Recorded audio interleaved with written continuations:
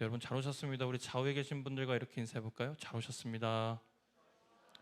네, 오늘 오랜만에 뵙는 분들도 많이 보여요. 여러분 조문할 때 매주 나오세요.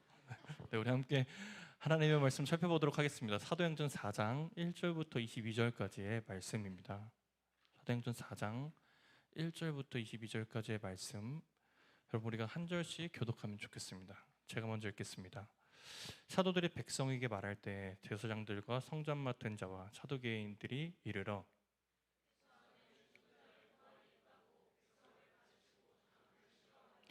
그들을 잡음에 날이 이미 저물었으므로 이튿날까지 가두었으나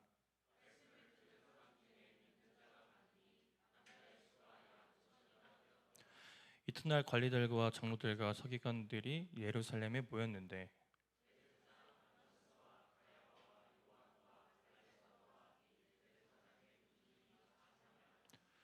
사도들 가운데 세우고 묻되 너희가 무슨 권세와 누구의 이름으로 이 일을 행하였느냐.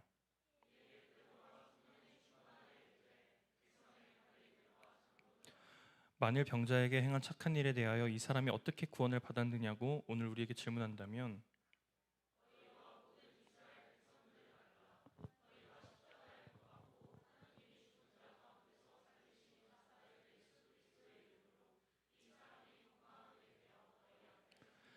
이 예수는 너희 건축자들이 버린 돌로서 집 모퉁이의 머릿돌이 되었느니라.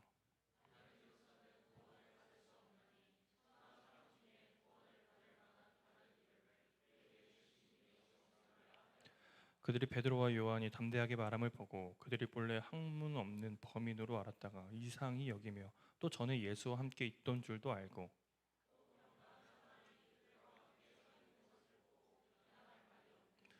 명하여 공회에서 나가라 하고 서로 의논하여 이르되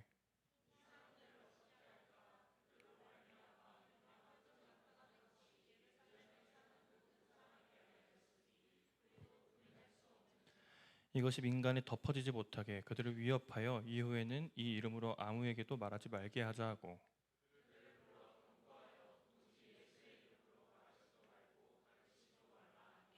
베드로와 요한이 대답하여 이르되 하나님 앞에서 너희의 말을 듣는 것이 하나님의 말씀을 듣는 것보다 옳은가 판단하라.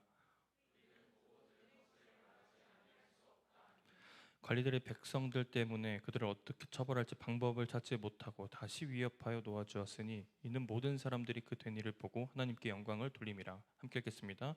이 표적으로 난 사람이 40여 세나 되더라. 아멘. 오늘은 나를 넘어설 수 있는 비결이라는 주제를 가지고 함께 하나님의 말씀을 살펴보도록 하겠습니다. 여러분, 실패는 포기와 좌절을 가지고 오게 됩니다. 심리학자 토마스 커런 박사는 완벽주의에 대한 권위자예요. 그 연구에 대한 권위자예요. 그에 의하면 완벽주의는 크게 세 가지로 나누어 볼 수 있답니다. 첫 번째는 자기지향적 완벽주의가 있고, 두 번째는 타인지향적 완벽주의가 있답니다. 그리고 세 번째는 사회부가적 완벽주의가 있대요. 먼저 자기지향적 완벽주의는 시선이 자기 자신에게로 향한답니다. 그러니까 자신이 정한 기준을 무조건 지키려고 하는 특징이 있다는 거예요. 그리고 다음으로 타인지향적 완벽주의인데요. 이것은 나의 시선이 내가 아니라 타인에게 향해 있답니다. 그러니까 나의 기준에 맞게 저 사람이 끝까지 해야 되는 거예요. 그래서 나의 기준을 타인에게 대는 경우가 있죠. 그리고 마지막으로는 사회부가적 완벽주의입니다. 이것은 사회의 기준을 자기에게로 가지고 오는 특징이 있다고 합니다. 토마스 커런 박사는 이 세 가지 완벽주의가 사람들의 의식 속에서 어떻게 변화해 왔는지를 끊임없이 연구를 했어요. 그래서 1980년대부터 2016년 약 거의 40년에 가까운 시간을 연구를 했는데 사람들의 의식 속에 이 완벽주의가 굉장히 증가한 것을 알 수 있었답니다. 그 중에서 가장 높은 증가율을 보이는 완벽주의가 바로 세 번째 살펴봤던 사회 부가적 완벽주의예요. 무려 33%나 증가를 했답니다. 그 이유가 무엇인가 하고 살펴봤더니 소셜미디어에서 비교를 하게 되고, 그리고 경쟁 사회의 어떤 분위기가 있고, 그리고 능력주의의 어떤 풍조 속에서 많은 사람들이 점점 더 완벽주의화 되어 간다는 거예요. 그런데 완벽주의가 굉장히 부작용을 할 수 있다고 동시에 이야기합니다. 심리적인 건강에 악영향을 끼칠 수 있다는 거예요. 그래서 우울증이나 불안, 더 나아가서 자살까지 초래할 수 있으니 그 완벽주의를 경계해야 된다라고 이렇게 이야기를 했습니다. 여러분 실제로 이 완벽주의가 어떤 이 사회 분위기로 자리 잡으면서 이 부작용이 현대 시대에 너무나도 많이 드러나고 있는 것이 사실인 것 같습니다. 대표적으로 많은 청년들이 사회에서 세상에서 점점 더 떨어져 나가서 단절되는 경우를 많이 봐요. 24년 CNN 방송에 의하면 경쟁이 심한 아시아 국가, 홍콩, 일본, 한국에 히키코모리가 점점 늘어나고 있는데 그 수가 약 150만 명에 달할 것이라고 예측을 했습니다. 사회가 요구하는 기준에 맞추지 못하니까 사람들이 하나 둘씩 낙오하기 시작하는 거예요. 이뿐만이 아니에요. 일본에는 사토리 세대라는 문화가 있답니다. 아무리 노력해도 좋은 결과를 얻지 못하니까 아예 마음을 비워버리자, 약간 이런 세대인 거예요. 이 사람들은 어떤 특징을 가지고 있냐면 소비하지 않습니다. 연애와 결혼 안 해요. 사회적으로 성공하고 싶은 마음 없습니다. 그냥 하루하루 살아가는 거예요. 앞서 말했던 히키코모리가 완벽하지 못한 자신의 모습에 실망해서 은둔을 해버렸다면 이 사토리 세대는 어차피 도달할 수 없으니까, 어차피 갈 수 없으니까 기대를 낮추고 포기해버리면서 사는 것이에요.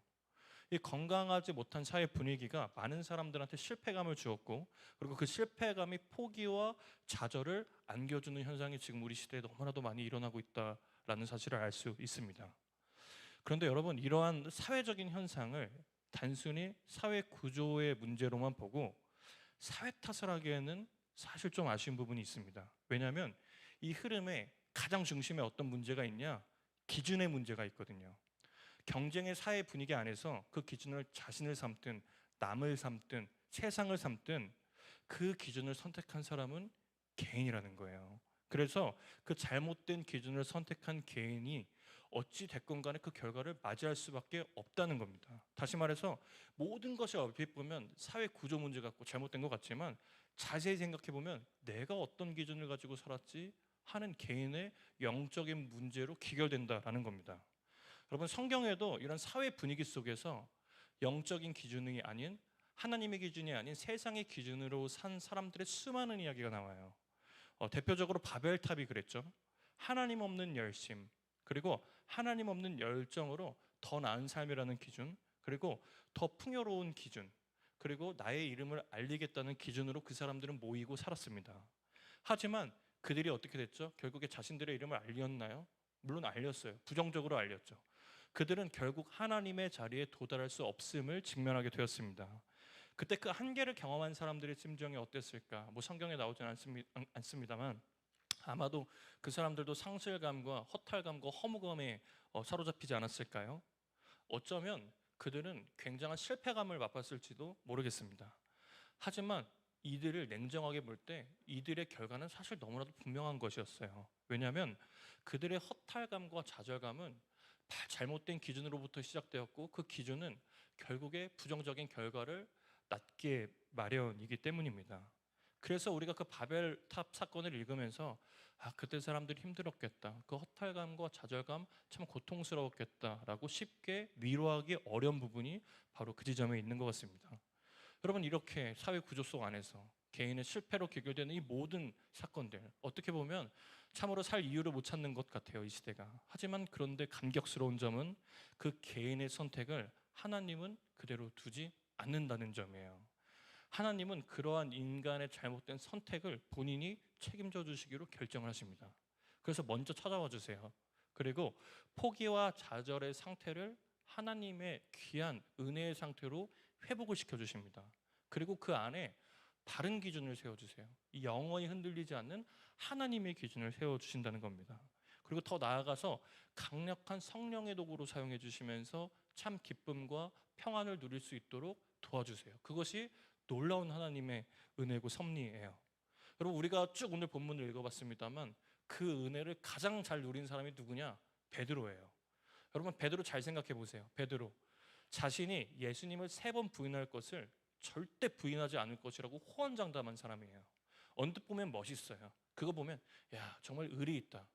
여러분 하지만 우리가 이것을 잘 생각해 보자고요. 이것이 정말 멋있는 행동입니까? 아니에요. 이것은 어쩌면 우리가 앞서 살펴본 자기지향적 완벽주의일 수도 있어요. 실수하지 않을 거라는 개인의 확신. 그 기준이 베드로 안에 잘못된 기준으로 자리 잡고 있었던 겁니다. 다시 말해서 그 기준이 자신이었던 셈이에요. 하지만 여러분 그 결과가 어떻게 됐느냐? 베드로가 생각하기에 아무리 선한 일이라고 할지라도 하나님의 기준이 아니었기 때문에 그 모든 노력은 결국 실패로 다가가게 되었습니다. 결국 베드로도 자기 확신이라는 자기 기준이 무너지는 순간 좌절감과 실패감을 맛봤다는 거예요. 그리고 우리가 잘 알다시피 갈릴리로 돌아갔습니다.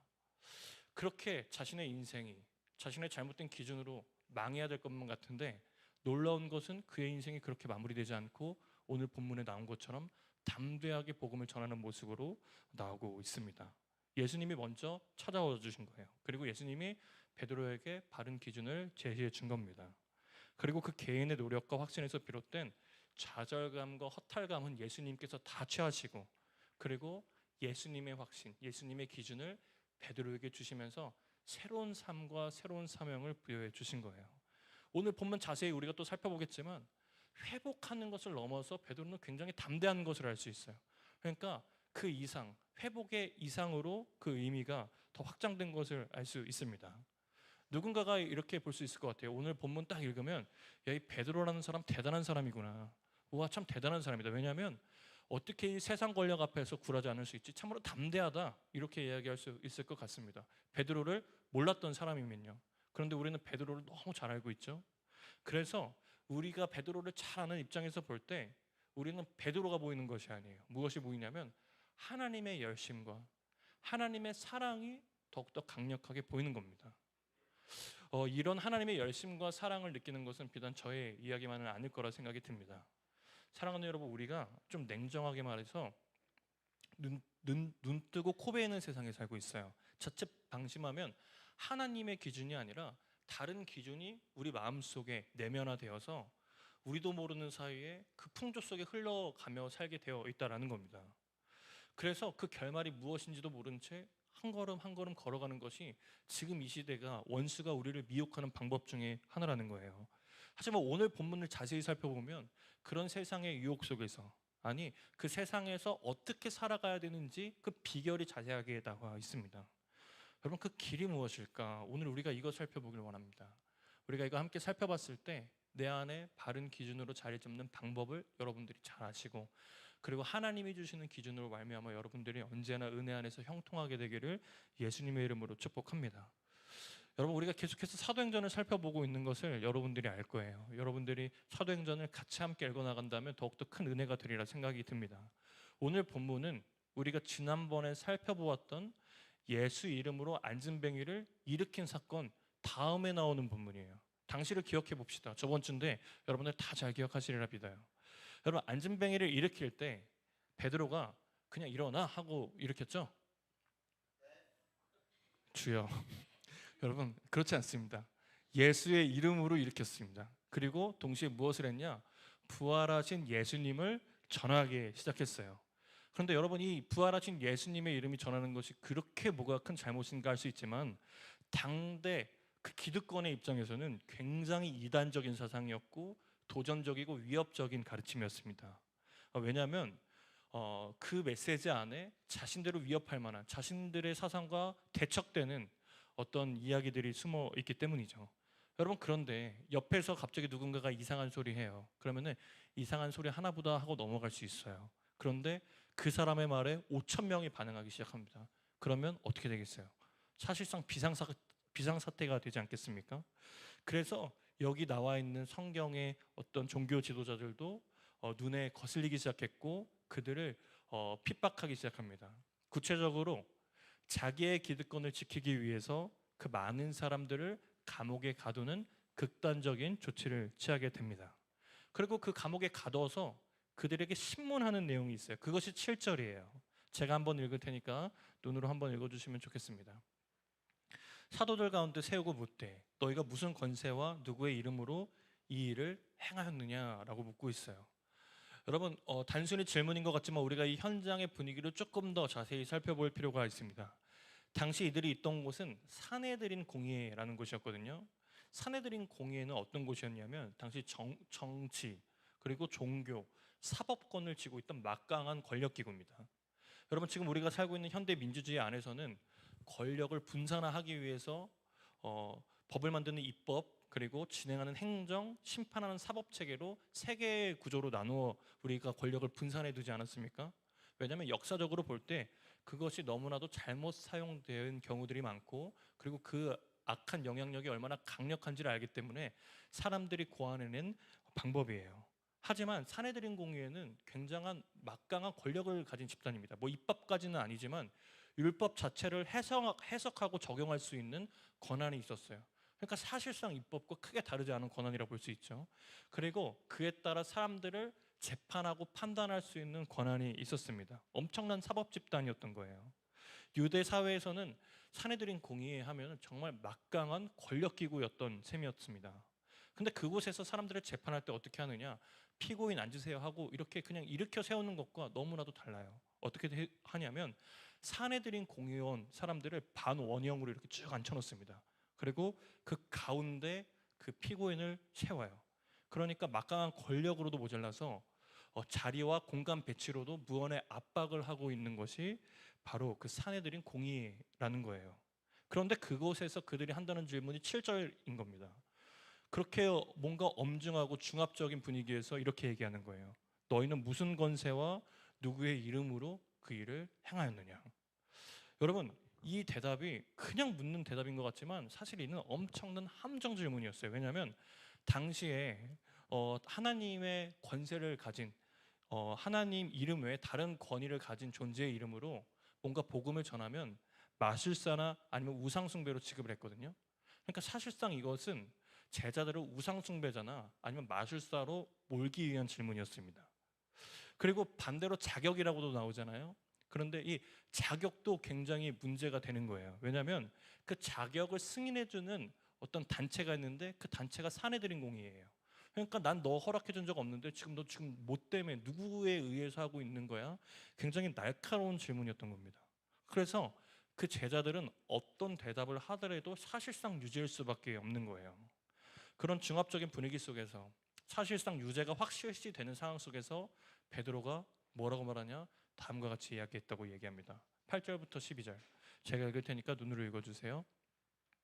이에 베드로가 성령이 충만하여 이르되 백성의 관리들과 장로들아, 만일 병자에게 행한 착한 일에 대하여 이 사람이 어떻게 구원을 받았느냐고 오늘 우리에게 질문을 한다면 너희와 모든 이스라엘 백성들은 알라. 너희가 십자가에 못 박고 하나님이 죽은 자 가운데서 살리신 나사렛 예수의 이름으로 이 사람이 건강하게 되어 너희 앞에 섰느니라.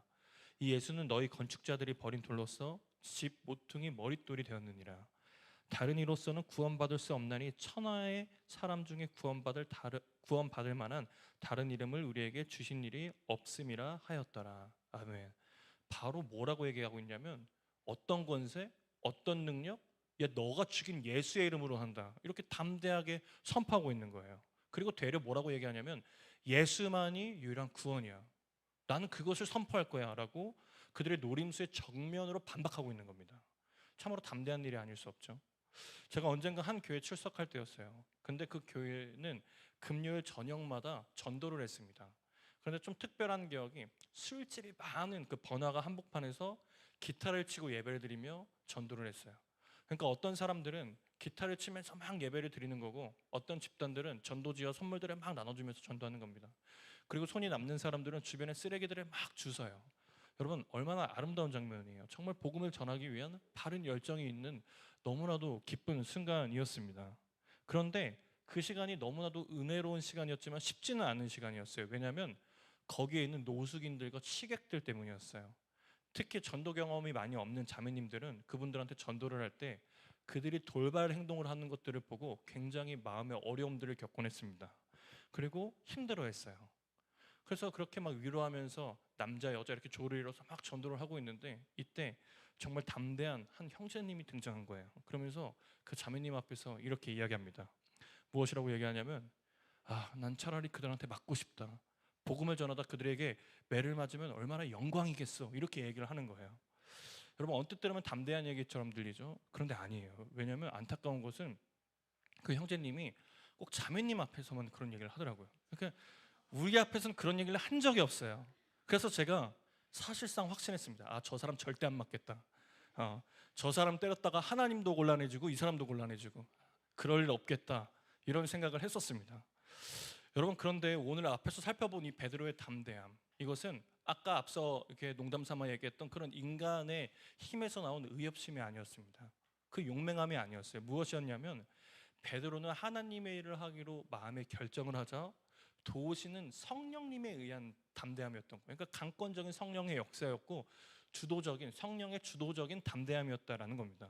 다시 말해서 자기 자신의 한계를 훌쩍 뛰어넘을 수 있는 굉장히 성령 충만한 담대함이었다는 거예요.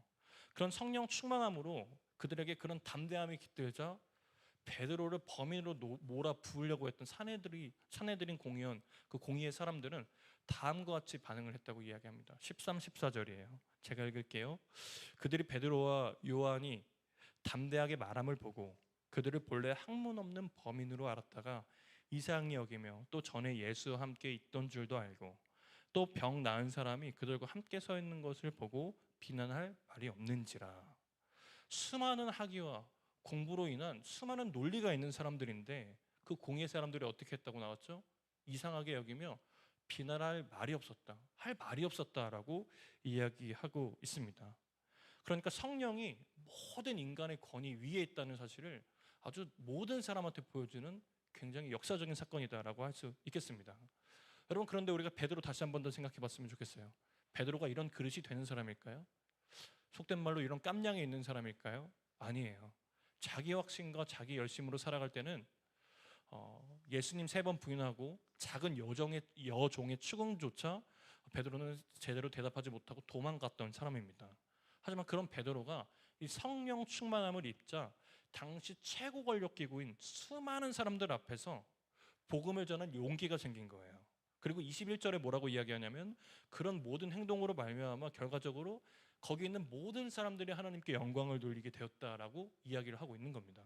그러니까 이것은 베드로의 힘이 아니었던 거예요. 개인의 확신, 개인의 담대함이 아니라 그 안에 성령의 주도적인 역사로 말미암아 베드로가 이 모든 일을 행할 수 있었고 그리고 그 일로 말미암아 하나님께서 영광을 받으실 수 있었다라는 이야기입니다. 그러니까 세상이 감당하지 못할 담대함이 어디서 나오냐? 개인의 객기나 어떤 개인의 담대함이 아니라 성령 충만함에서 나온다는 사실을 오늘 본문은 이야기해주고 있는 겁니다. 여러분, 말씀을 마무리하면서 오늘 제가 여러분들한테 꼭 이야기하고 싶은 게 있어요. 무엇이냐? 오늘 본문의 말씀은 예수를 믿는 사람들 입장에서 볼 때 그때와 지금과 크게 다르지 않다는 것을 여러분들에게 꼭 강력하게 이야기해드리고 싶습니다. 여러분, 똑같아요. 여러분, 똑같습니다. 세상도 우리한테 이렇게 얘기해요. 너희 무슨 권세와 자격으로 여기 서 있느냐라고 물어봅니다. 마치 이 질문을 이런 거예요. 이미 세상이 정해놓은 기준으로 우리를 가두는 함정과 같은 질문이에요. 그 어떤 세상의 기준으로 자신이 정해놓은 권세와 자격이라는 프레임 안에 우리를 가두려고 하는 생각이다라는 겁니다. 하지만 오늘 성경 베드로를 통해서 성경은 무엇이라고 얘기하고 있냐면 예수 그리스도의 바른 기준으로 살면 성령 충만함으로 살면 그런 세상의 기준에 휘둘리는 것이 아니라 세상을 압도해버리고 그들이 모두 그 하나님 앞에 무릎 꿇고 영광 돌릴 수 있게 하는 놀라운 역사와 축복이 있다라고 이야기해주고 있는 거예요. 그리고 그 기준은 성령 충만할 때, 다른 거가 아니라 성령 충만할 때 가능하다라고 이야기해주고 있는 겁니다. 여러분, 제가 목회를 처음 시작할 때 한 목사님이 제게 이런 조언을 해주셨어요. 전도사님, 실력 없으면 무시당합니다. 실력 키워야 됩니다. 무시당하기 싫으면 실력 키우세요. 동의가 됐어요. 왜냐하면 제가 목회를 하는데 제가 처리해야 하는 부분들을 저보다 교인들이 더 잘한다고 생각해 보세요. 그럼 당연히 무시당하지 않겠어요? 아, 알겠다. 그래, 나 무시당하지 않아야지. 내가 성도님들 앞에서 떵떵거리면서 사역하려면 내가 실력을 키워야겠다. 그래서 제가 무엇을 했냐면 그때 당시에 제가 갖추어야 하는 실력들이 디자인 그리고 영상 편집, 설교였거든요. 제가 밤새 가면서 수십만 원 써가면서 그것들 배우기 시작했습니다. 잠 안 자고 정말 열심히 했어요. 실제로 그쪽에 종사하는 청년들이 제 결과물들을 보고 잘했다고 칭찬도 해줬어요. 정말 짧은 시간인데. 그러니까 전문가 수준은 아니더라도 짧은 시간 내에 나름 감각적인 결과물들을 낸 거예요. 그래서 짧은 시간 내에 저는 나름의 제 실력이 입증됐다고 생각이 듭니다. 그런데 지금 생각해보면 너무나도 의아한 것이 있어요. 무엇이냐면 그렇게 제가 실력이 하나하나 늘어갈수록 제가 담대해진 게 아니라는 거예요. 불안해져 가고 있었다는 거예요. 이 급변하는 디자인 세계에 내게 뒤처지면 어떡하지? 내 영상 편집 기술이 좀 남들한테 욕먹는 기술이면 어떡하지? 내 설교가 요즘 시대에 맞는 세련되지 않은 설교면 어떡하지? 제가 이런 생각 때문에 더 일하게 되고 더 공부하게 되더라고요. 선한 동기가 아니로 뭔가 쫓기듯이 공부하고 쫓기듯이 일하게 되더라는 겁니다. 설교 서두에 말했죠. 토마스 커런 박사가 말한 사회적 부가 완벽주의라는 사실에 제가 묶여버린 것 같더라고요. 하지만 시간이 지나고 제가 알게 된 것이 있습니다. 아, 나 기준 잘못됐구나. 아, 이거 하나님의 기준은 아니구나. 세상에 준 기준이구나라는 사실을 제가 알게 되었습니다. 그리고 내가 구해야 되는 것이 뭘까 곰곰이 생각을 해봤는데 당연히 매 순간 최선을 다해야겠죠. 하지만 내가 구해야 될 것은 담대함을 위하여 구해야 될 것은 성령 충만함이구나라는 사실을 제가 알게 되었습니다. 그리고 지금도 부족하지만 다른 것보다 가장 먼저 성령 충만함을 구하려고 하는 좀 은혜를 누리며 살고 있습니다. 여러분들에게 꼭 말해주고 싶어요. 완벽함, 그렇죠? 완벽하면 기분 좋잖아요. 그런데 나의 완벽함에서 나오는 담대함은요, 교만함에 지나지 않습니다. 그리고 그런 실력에서 나오는 관심과 주목은 하나님을 향하게 하는 것이 아니라 나를 향하게 해요. 나를. 내가 영광 받는다 이 소리예요. 근데 안타까운 것은 영광 받으면 어때? 그런데 여러분, 그 안에는 생명이 없어요. 공허함만 있습니다. 우리의 생명은 오직 예수 그리스도가 나의 기준이 되었을 때만 흘러나오는데 그 모든 영광을 내가 받고 내가 기준이 되면 아쉽지만 어떠한 생명력도 없다는 거예요. 그냥 잘하는 사람으로 끝난다 이 말입니다. 사랑하는 여러분, 제가 많은 어떤 성도님들을 만나보니까 실제로 돈을 위해 살잖아요. 그러면 어느 정도의 돈을 실제로 벌더라고요. 또 나를 위해 살면 내가 빛나는 경우 많이 봤습니다. 하지만 그 결과는 두 개예요. 교만 아니면 실패로 인한 포기와 좌절. 여러분, 어떤 형태로든 그 어떤 자기 확신에 의한 모든 노력들은 허물을 씹으면서 공허해야 할 수밖에 없는 처지에 놓인다는 겁니다. 왜냐하면 아까도 말했지만 그 안에는 생명이 없거든요. 생명이. 하면 할수록 공허해지는 거예요. 하면 할수록 불안해진다 이 말입니다. 하지만 나를 위해 기준 삼던 그 모든 것들을 다시 한 번 더 내려놓고 하나님의 손을 붙잡으면, 하나님의 기준을 나의 가슴에 깊이 새기면 그 안에 어떤 일이 일어나냐? 생명이 담기기 시작하는 거예요.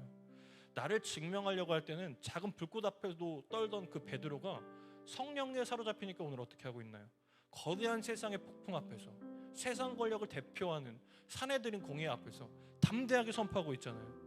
그러니까 그는 놀라운 복음의 통로요, 생명의 통로가 성령 충만함으로 될 수 있었다라는 거예요.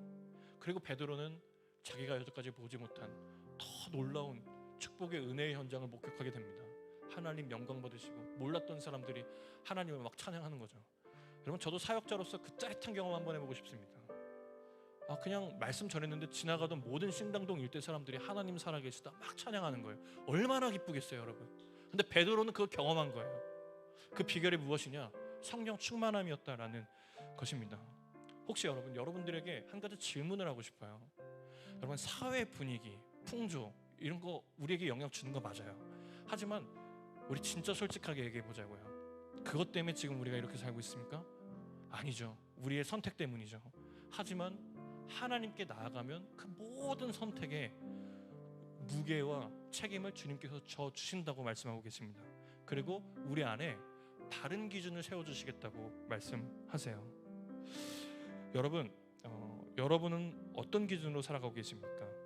사회 분위기 속에 마음을 빼앗겨서 그냥 흘러가는 대로 살고 있습니까? 아니면 이미 세상이 기준이 정해놓은 어떤 기준에 어느 정도 도달했다고 이제 좀 안정감 누리면서 그냥 살고 있습니까?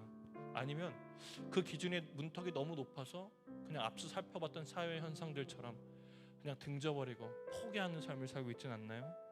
여러분, 저는 여러분들에게 오늘 꼭 이렇게 강하게 권면하고 싶은 것은, 여러분, 우리 예수님이 내미는 손 붙잡아 보자는 거예요.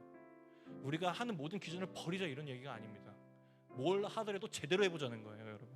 그렇게 되면 오늘 본문에 나온 베드로의 모습처럼 우리가 하는 일터에서, 그리고 직장에서, 학교에서 나도 모르는 사이에 하나님이 분명히 영광 받고 계실 줄로 믿습니다. 왜냐하면 그 안에는 생명이 담겼기 때문이죠. 저는 오늘 여러분 함께 기도할 때 그 생명을 위해 기도했으면 좋겠습니다. 그때 그 놀라운 나를 넘어설 수 있는 은혜와 축복이 우리 가운데 가득하여 줄 줄로 믿습니다. 우리 함께 찬양했으면 좋겠는데요. 성령이 오셨네. 함께 찬양하며 주 앞에 나아가도록 하겠습니다.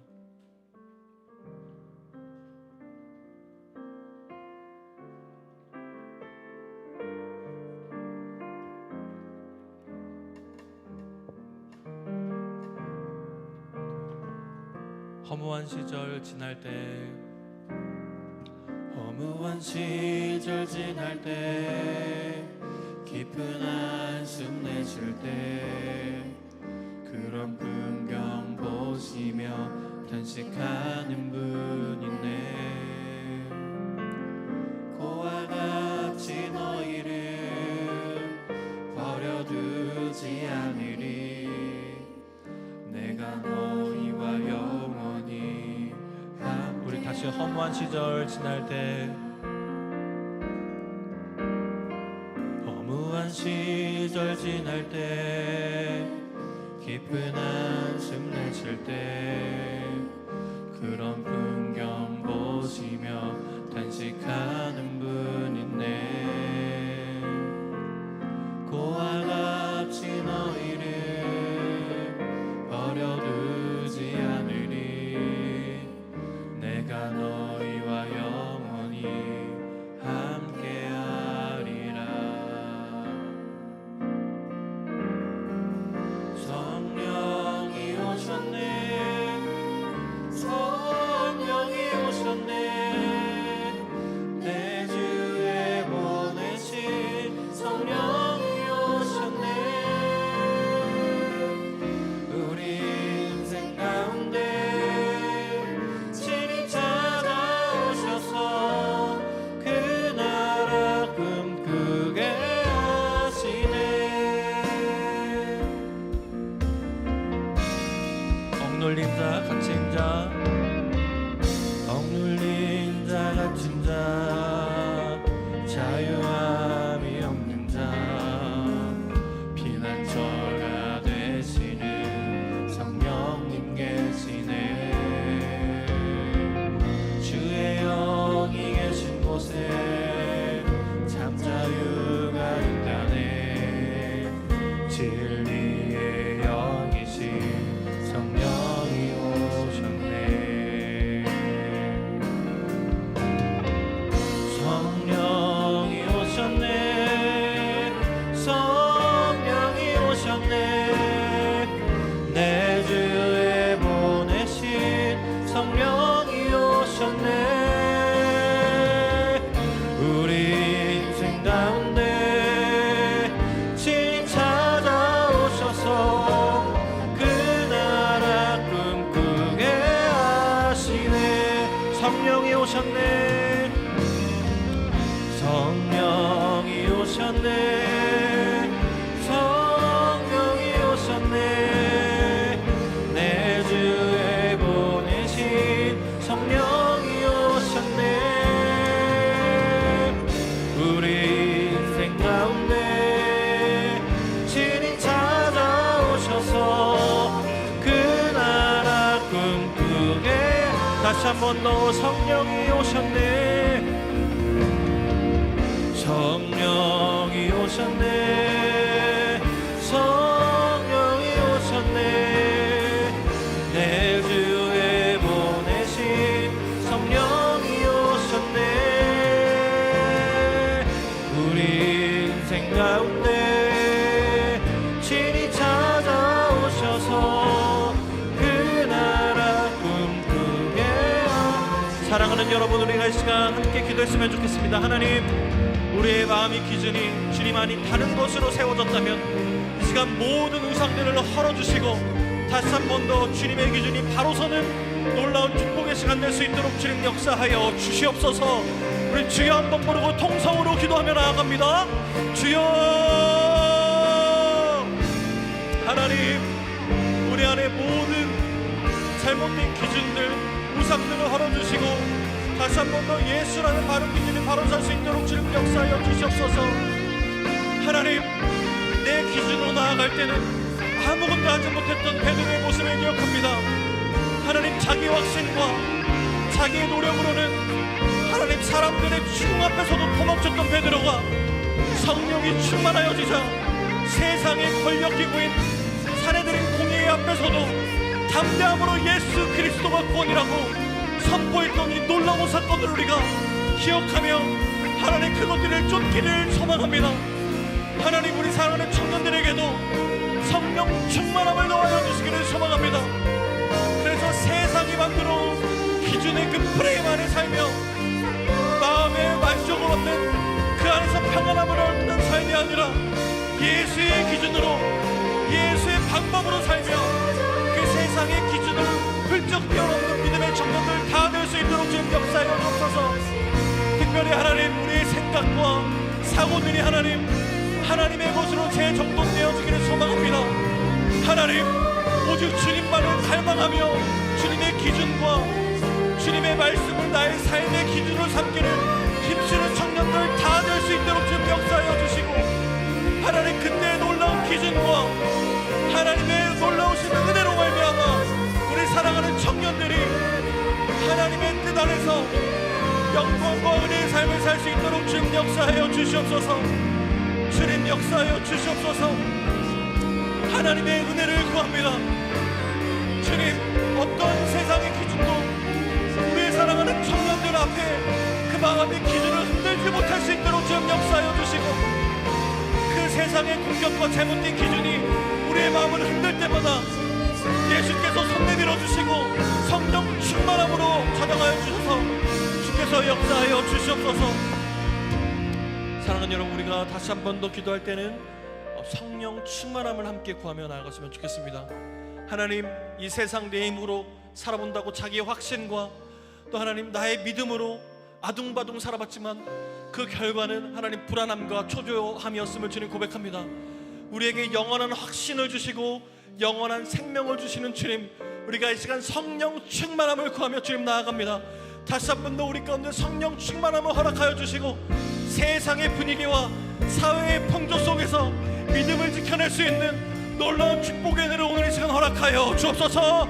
주여 한번 부르고 기도합니다. 주여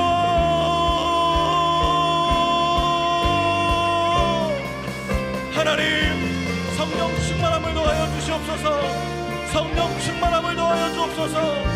하나님 지나가여 주시고 하나님께서 우리의 마음을 어루만져 주셔서 사회의 기준과 하나님 세상의 어떤 문화로 하나님 나아가는 것이 아니라 오직 예수 그리스도의 이름으로 나아가는 놀라운 축복의 역사가 일어날 수 있도록 주님 역사하여 주옵소서.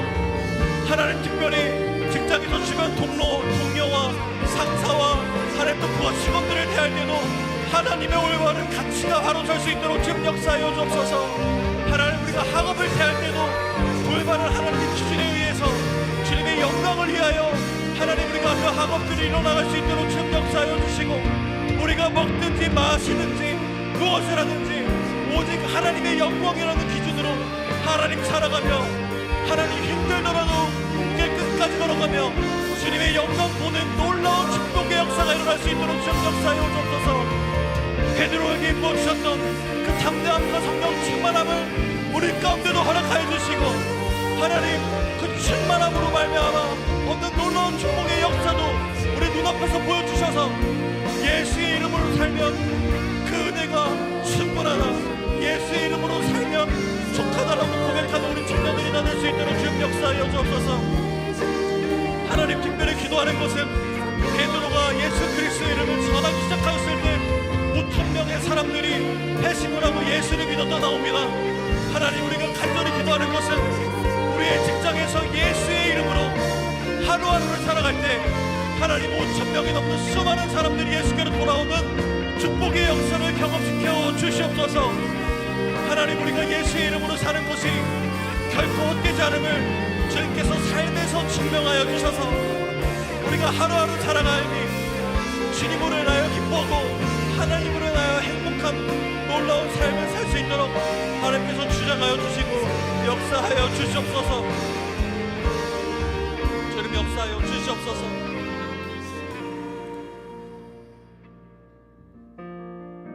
하나님 사회의 분위기와 또 세상의 수많은 문화로 인하여 하나님, 우리가 주님을 놓쳐버렸지만 하나님, 그것이 하나님을 잡기 위한 노력으로 이어지는 것이 아니라 세상 탓, 또 환경 탓하며 그래 이럴 수밖에 없어 라고 말하며 좌절하고 실패했던 우리의 모습들을 돌아봅니다. 하나님, 우리 안에 그런 패배적인 생각들이 있다면 다시 한 번 더 예수님 우리에게 손 내밀어 주시고 다가와 주셔서 그 모든 어려움들을 이길 수 있는 성령 충만함을 허락하여 주시기를 간절히 소망합니다. 하나님, 우리가 사회의 분위기가 아무리 어렵고 힘들다 하여도, 그의 힘이 아무리 강력하다고 하여도 하나님, 우리는 그곳에 영향받고 사는 사람들이 아니라 오직 예수님께만 영향받고 사는 사람임을 다시 한 번 더 기억합니다. 우리 사랑하는 청년들이 이 믿음 가지고 세상을 향하여 발걸음을 내디딜 때 하나님, 세상이 우리를 변화시키는 것이 아니라 우리가 세상을 변화시키는 놀라운 사도행전의 역사가 이곳 가운데, 우리 가운데 가득하여질 수 있도록 주님 역사하여 주옵소서. 특별히 하나님, 우리가 성령 충만함으로 하나님 그 뜻대로 살려고 할 때 우리의 예수 그리스도의 생명이 우리 주변에 있는 모든 사람들에게 흘러나갈 수 있도록 주님 역사하여 주시고, 그들의 하나님 알든 모르든 예수 그리스도의 은혜를 충만히 누리며 그 평안함 가운데 사는 축복의 역사가 우리 공동체 가운데 가득 임할 수 있도록 주님 역사하여 주옵소서. 다시 한 번 더 성령 충만함을 구합니다. 하나님, 우리 가운데 성령 충만함을 허락하여 주옵소서. 감사합니다. 감사드리며 살아계신 우리 주 예수 그리스도의 이름으로 기도드렸습니다. 아멘. 우리 하나님께 영광의 박수 올려드리겠습니다.